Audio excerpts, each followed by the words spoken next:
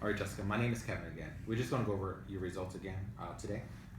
Starting with blood pressure. Ideally, you want your blood pressure to be less than 120 over 80. That's exactly where you are, which is very good. Okay.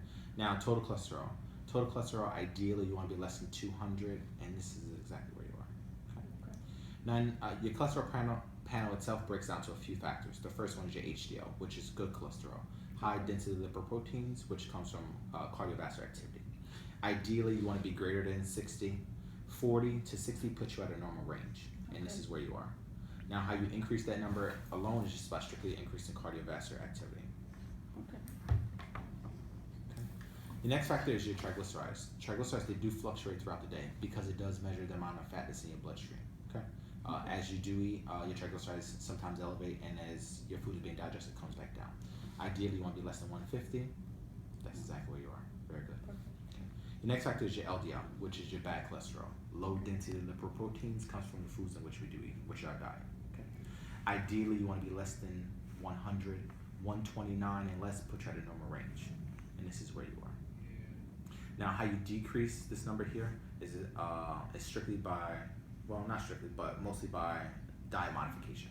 Less red meat, less saturated fat, more green leafy Okay. vegetables. And you also have to watch out for your carbohydrate intake because we always know carbs is an energy source just like proteins. If you don't burn off those carbs, what they do is they break down to sugar and they store away as fat.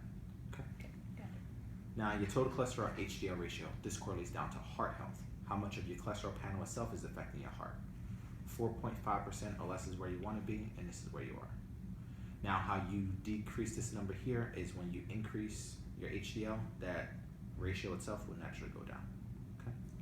Now, we also measure glucose. Glucose is the measurement of sugar in the body. Now, when you have an abundance of sugar in your body, not only do you put yourself at increased risk for diabetes as well as other infections or other diseases itself, it also promotes poor wound healing. Now, ideally, if you have not eaten, you want your glucose to be less than 100, and very good. That's exactly what you are. Okay. Perfect. Now, we've taken your height and your weight to measure your BMI. We use your BMI to show you where you fall into for risk factors for type 2 diabetes, hypertension, and cardiovascular disease. With your current BMI being here, it puts you here in the chart as your risk factor.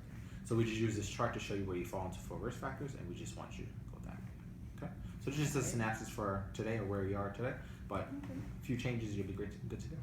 That's not a problem. Thank you so much. You're welcome.